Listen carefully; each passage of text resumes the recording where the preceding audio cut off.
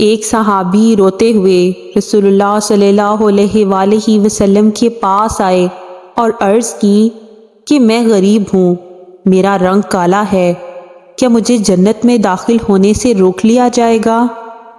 آپ صلی اللہ علیہ وآلہ وسلم نے فرمایا، عمرو بن وہب کے گھر جاؤ اور اس کو کہو کہ اپنی بیٹی کی شادی تم سے کر دے۔ جب وہ صحابی گئے تو عمرو نے کہا، پہلے اپنی شکل تو دیکھو۔ پھر وہ نبی پاک صلی اللہ علیہ وآلہ وسلم کے پاس آئے اور کہا، یہ قصہ ہے حضرت سعد دہلمی کا۔ جب وہ رسول اللہ صلی اللہ علیہ وآلہ وسلم سے اپنے کالے رنگ کی شکایت کرنے لگے اور پوچھنے لگے کہ کیا مجھے جنت میں جانے سے روک دیا جائے گا، تو رسول اللہ صلی اللہ علیہ وآلہ وسلم نے فرمایا، کیوں؟ اگر تم ایمان والے ہو تو تمہیں جنت میں جانے سے کوئی نہیں روک سکتا۔ وہ صحابی فرمانے لگے کہ میں غریب ہوں، میرا رنگ کالا ہے، میں بدصورت ہوں، لیکن میں بنو سلیم کے اشراف میں سے ہوں۔ بنی سلیم ایک قبیلہ تھا۔ اب بات یہ ہے کہ مجھے کوئی لڑکی نہیں دیتا، میرے کالے رنگ اور غربت کی وجہ سے۔ آپ صلی اللہ علیہ وآلہ وسلم نے فرمایا، جاؤ عمرو سے کہو کہ اپنی لڑکی تمہارے نکاح میں دے دے۔ حضرت سعد عمرو کے گھر جا پہنچے، دروازے پر دستک دی اور سلام کیا۔ اس وقت گھر کون سا بڑے ہوتے تھے، ایک چھوٹا سا کمرہ ہوتا تھا اور چھوٹا سا صحن۔ دروازے پر دستک دی تو عمرو باہر آئے۔ حضرت سعد دہلمی کہنے لگے کہ میں اللہ کے رسول کا قاصد ہوں، اپنے لیے تمہاری بیٹی کا رشتہ لے کر آیا ہوں۔ انہیں یقین نہ آیا، بظاہر کہنے لگے، بھاگ جاؤ، کہاں کی بات کرتے ہو؟ وہ تو بیچارہ پہلے ہی غریب تھا، فوراً وہاں سے پیچھے ہٹا۔ اندر بیٹھے بیٹی کے کان میں اپنے باپ اور حضرت سعد کی آواز آن پڑی۔ بیٹی نے پیچھے سے آواز دی، اے ابا جان، سوچ لیں، آپ ایک نبی کی بات کو ٹھکرا رہے ہیں، ہلاک ہو جائیں گے۔ نبی کے حکم کے آگے میں کالے گورے رنگ کو نہیں دیکھ رہی۔ بیٹی باپ سے کہنے لگی، میں شادی کے لیے تیار ہوں۔ لڑکی کے والد دوڑے ہوئے آپ صلی اللہ علیہ وآلہ وسلم کی مسجد میں تشریف لے آئے۔ رسول اللہ صلی اللہ علیہ وآلہ وسلم نے جب عمرو کو دیکھا تو کہا، کیا تو نے اللہ کے رسول کی بات کو ٹھکرایا ہے؟ تو کہنے لگے، یا رسول اللہ صلی اللہ علیہ وآلہ وسلم، میرے ماں باپ قربان، مجھ سے غلطی ہو گئی، حکم دیجئے، کیا حکم ہے؟ فرمایا، اس سے اپنی بیٹی کی شادی کراؤ۔ عرض کیا کہ آپ نکاح پڑھیں۔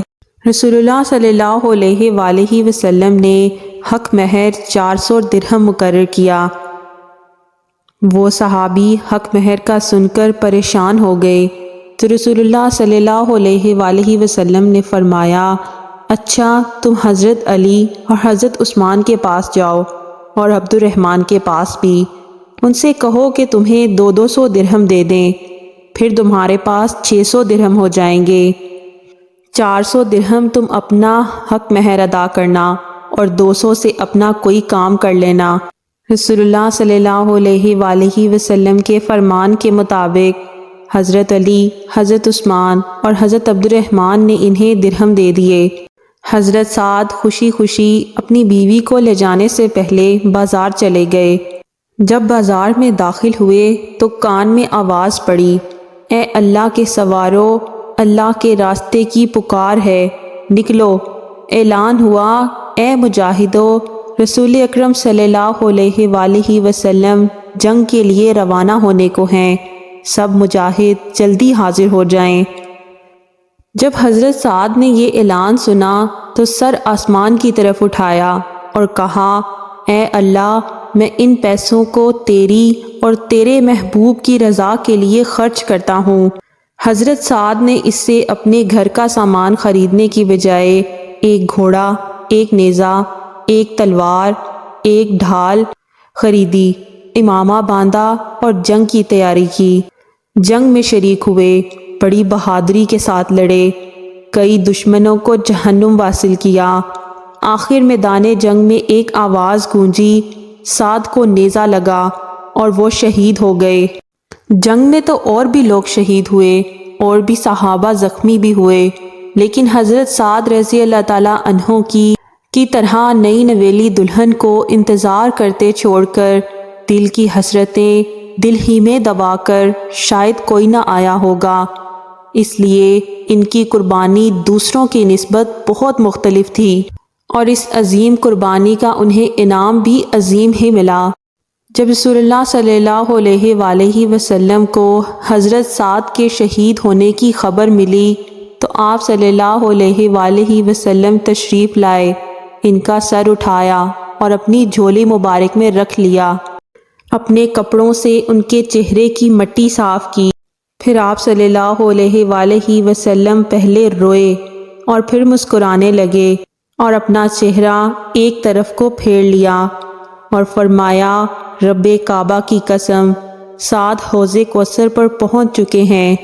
جب صحابہ کرام نے رسول اللہ صلی اللہ علیہ وآلہ وسلم سے پہلے رونے اور پھر مسکرانے کی وجہ پوچھی تو آپ صلی اللہ علیہ وآلہ وسلم نے فرمایا، رویا میں سعد کی محبت میں تھا اور اللہ پاک نے سعد کو جو مقام عطا فرمایا، اسے جس عزت سے نوازا، اسے دیکھ کر میں مسکرا دیا اور میں نے دیکھا کہ جنتی حوریں جو سعد کے نکاح میں دی گئیں وہ دوڑتی ہوئی اس کی طرف آ رہی تھیں، ان کے حیا کے سبب میں نے اپنا چہرہ پھیر لیا۔ سبحان اللہ۔